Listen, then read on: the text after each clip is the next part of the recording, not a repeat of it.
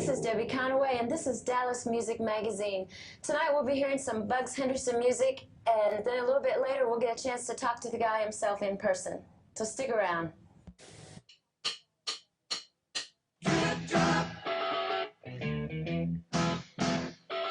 Well, the roof is leaking and the rain's falling on my head. Drip drop. The roof is leaking and the rain's falling on my head. Drip drop.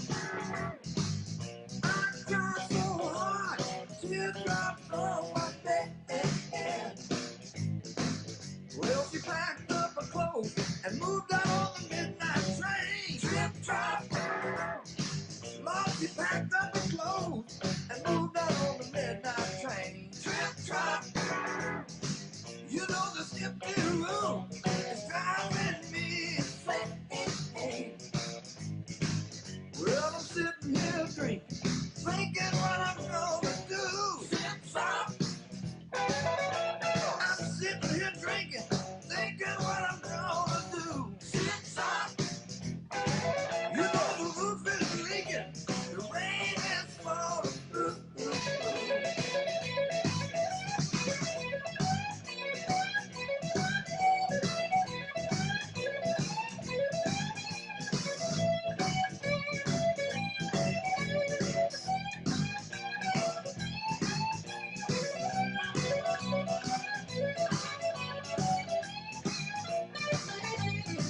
Well, I ran into my buddy, he gave me a tip. He said, your woman's gonna left. I said, I'm a hit. I said, just mind your own affairs and button your lip. I don't need you to tell me, she give me the slip. Oh, the roof is leaking, the rain's falling on my head. I cried so hard, teardrops on my bed.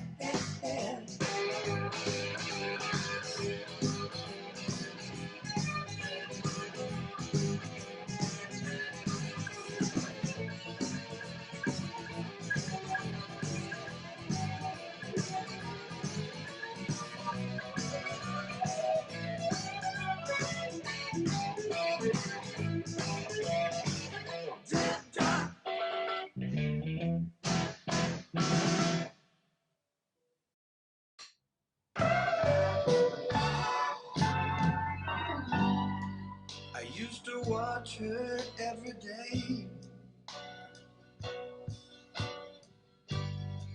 follow everywhere she'd go. I never wanted anyone so bad.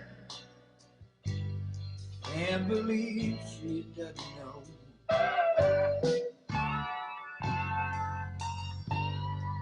that I keep a picture by my bed. Touch it when the lights are low. I hold her tightly in my dreams. Can't believe she doesn't know. Spend my life all alone, waiting on a girl like her. I don't mind waiting just a little bit longer, 'cause she just gets more beautiful and my love gets stronger. Candlelight and soft perfume, Lord, that girl sure knows how to decorate a room. Shadows moving, soft and low. I can't believe she doesn't know.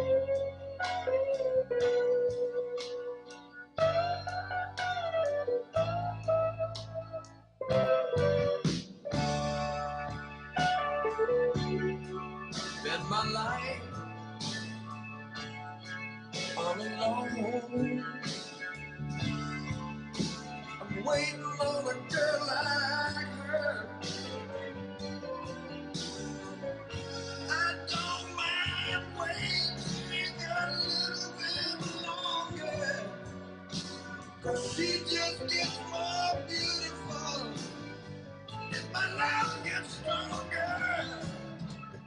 Spend my life all alone, waiting on a girl like her. Well, I don't mind waiting a little bit longer. She just gets more beautiful, and my love gets stronger. Spend my life.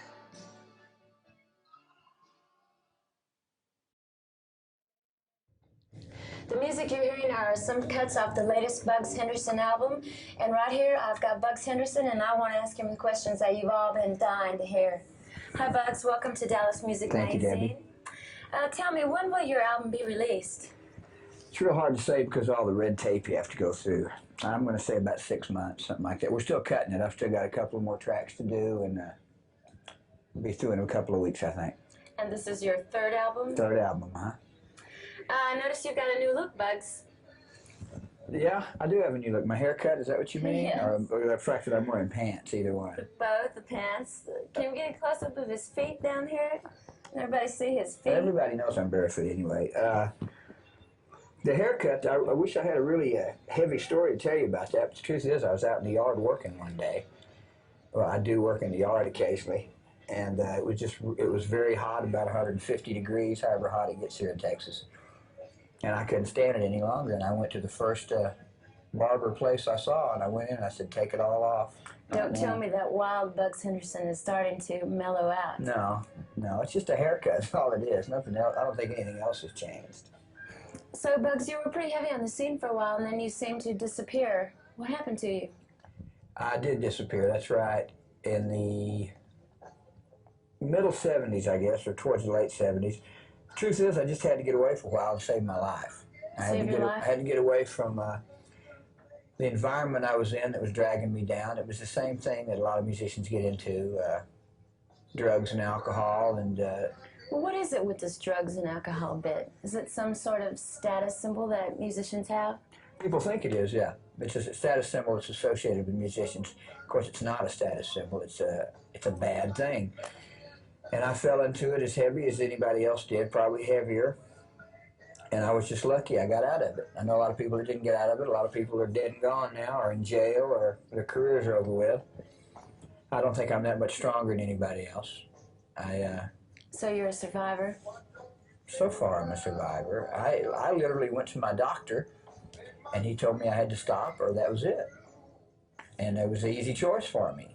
It was A or B, and B was, I didn't want any part of B at all. So I quit.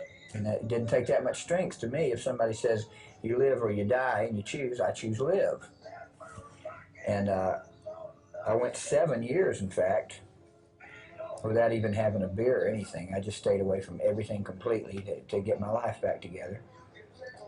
And when I thought I could face a big city, I came back. Is this what fame and fortune does to people in America? I don't know about fortune. Expect? I can't speak for fortune. Yeah, I think it's a part of the territory. I think it comes with it. And I think everybody that gets into the business tells themselves, I'm going to be different. I'm not going to do this, I'm not going to do that. But I think there's certain absolutes in life, and there's certain absolutes in the music business. And the fact is, you're confronted with all of that every day of your life in the music business. And you've just got to be strong. That's all it amounts to. You've got to be able to say no. Nobody can say no all the time, and I certainly don't mean infer that I can either. But there's a time and a place for everything. And I think people that go to work, whether it's music or any kind of business, and rely on a chemical or a couple of drinks to get them to their job, pretty soon that job's going to be over for them. Would you consider this a job, being a musician? Oh yeah. I'm serious. It's a business. It's got a lot of extras in it that other businesses don't have. Like what? Well, just you know what? Like what? Come on, tell us. Like just what? It's Women, a party life. drugs, Women, drugs, alcohol, travel. the whole thing. It's a party life. You gotta understand the way most people go to work is they get up in the morning, they get in the car, and they drive to the office, or the factory, wherever they work. And they work most of the day. And then they come home and they go to the bar and have a few beers, blow some steam or something. We get in a car or an airplane or whatever it is, and we're in it all day. And then we get to a club or a concert, and we wait all night. And then somebody comes and says, now. And you go out, and for an hour or an hour and a half, you do what it is you do. And then it's over. Then you come back to the dressing room, and it's all over. Entertain people, try to play your guts out, which is what I do. It's a hard thing to put your finger on. You want to make people happy. You want them to understand. In my case, I write the tunes that we do. You want them to understand what you're saying, if there's a message, or you want them to dance. But then when all those people are screaming and hollering and dancing, and the music's loud, then all of a sudden it just stops. It's over. And you're back in the dressing room, or you're back at the hotel, and it's real quiet. And you got the TV, and then the next morning you're back in the car all day and all night again. You get an hour, hour and a half to do what you do. You sound like you're not happy with what you do. Oh, no, I don't mean that at all. I love what I do. I'm just trying to explain the way it is and why a lot of people get the way they do in this business. I think what happens is they want more. When the hour and a half is over, you're still going. Your heart's still beating fast. And you're wanting more. Everybody's gone home, they've turned the lights out, and you want more. So you get it out of a glass, or you get it out of a pill bottle, or you get it out of something that's laid out on the table, and you get where then you start doing it before the job, and then pretty soon you're doing it all day and all the time, and then your career's down the drain. You're not playing anymore. All you're thinking about is the party. And I'm not trying to preach. I'm really not. I'm not trying to tell anybody straighten up, do what I did. But I can say honestly that I could never ever go to work again or go play before a bunch of people and take something before I did it. You're cheating the people. You're cheating the guy that waited all week and called up his girl and got her, and he got his paycheck, and he went and cashed it, and he's spending $10 or $20 of what he worked for that week on you.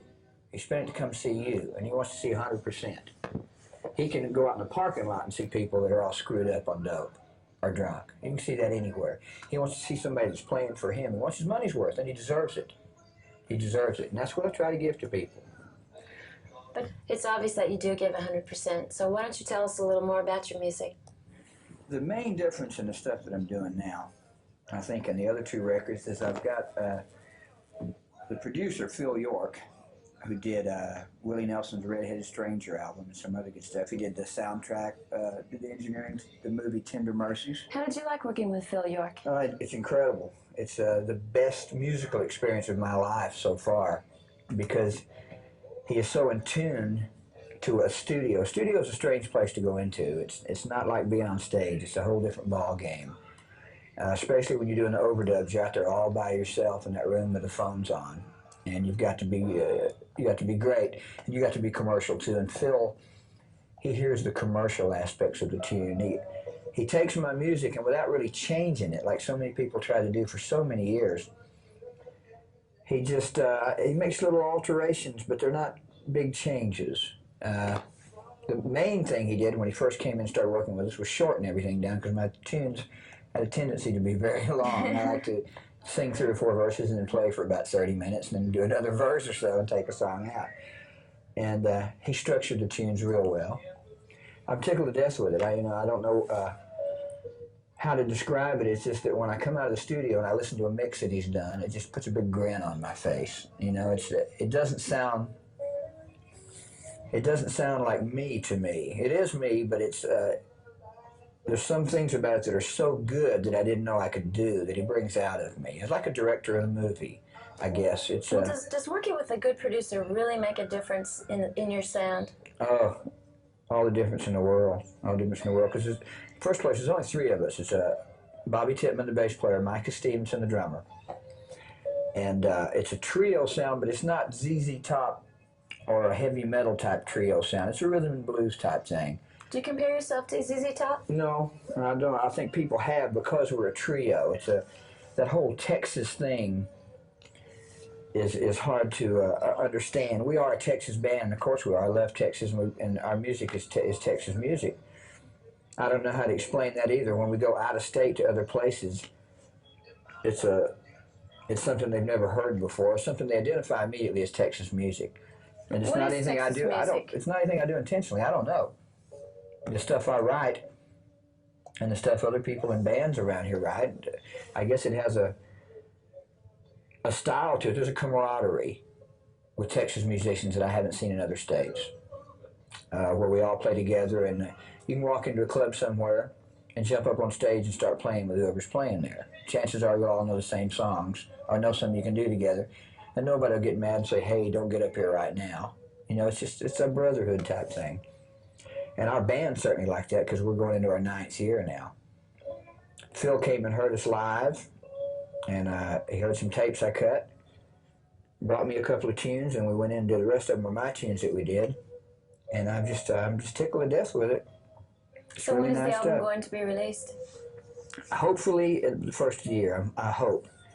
I hope it's a big smash and I make $1 zillion, you know. But if it doesn't, we did too. I'm still tickled to death with it. It's the most satisfying musical experience I've ever had. Sounds good to me, Bugs, so why don't we go back and listen to some more? Okay?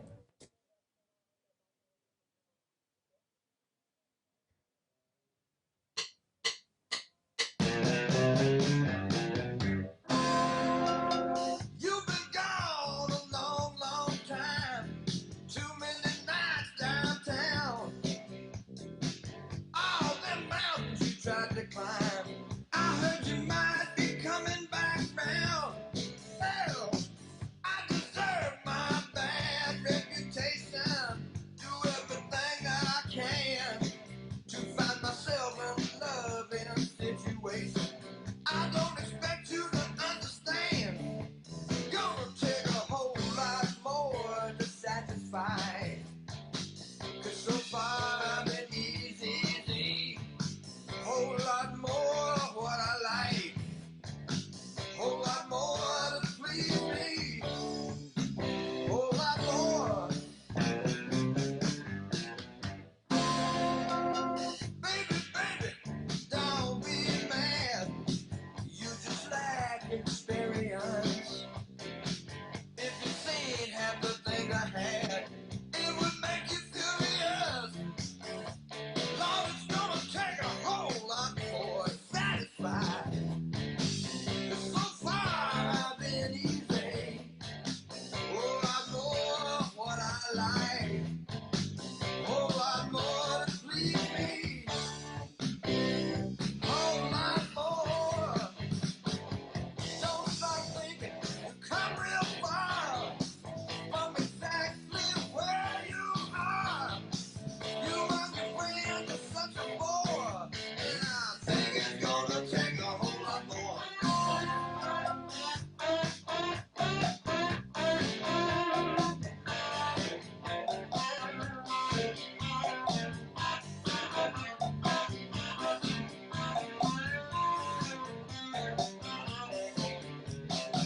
You've been gone a long, long time. Too many nights downtown. All the mountains you tried to climb. I heard you might be coming back round. Well, it's gonna take a whole lot more to satisfy. 'Cause so far I've been easy. Whole lot more what I like. Whole lot more to please me. Whole lot more. It's gonna take a whole lot more.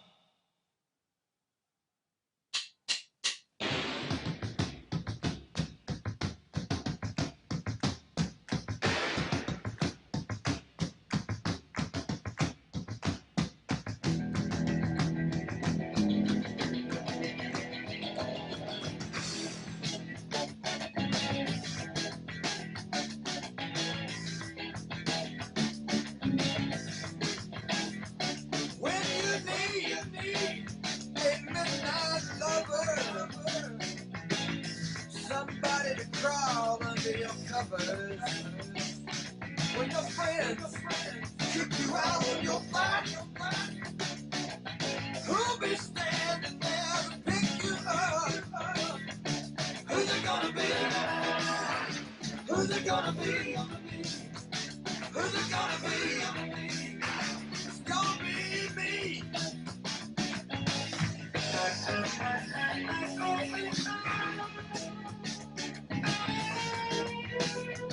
When your baby throws a fit and you don't quite know what to make of it.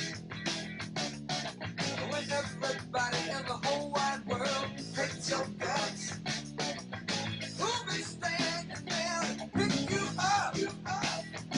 Who's it gonna be? Who's it gonna be?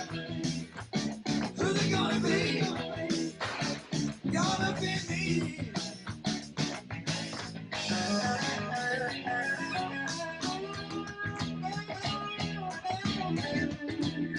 Who's it gonna be?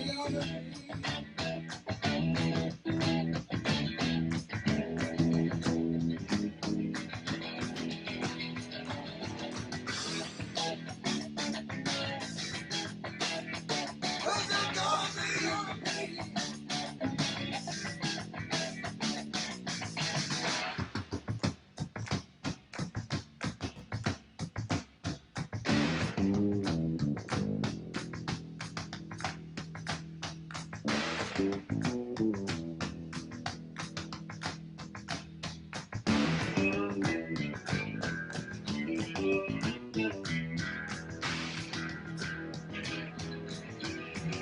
Yeah, yeah, yeah.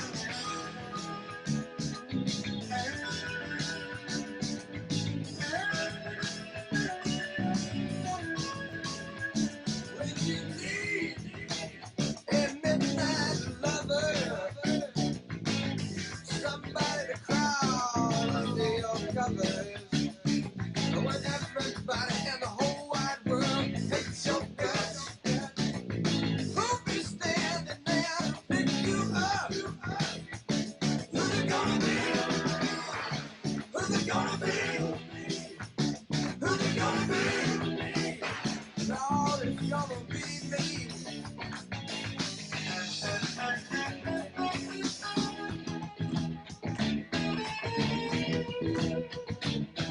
Who's it gonna be?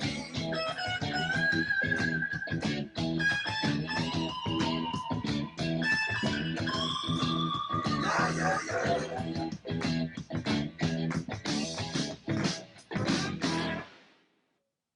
That was Bugs. I hope you liked it. I did. So be watching for more Dallas Music Magazine. Thanks. See you next time.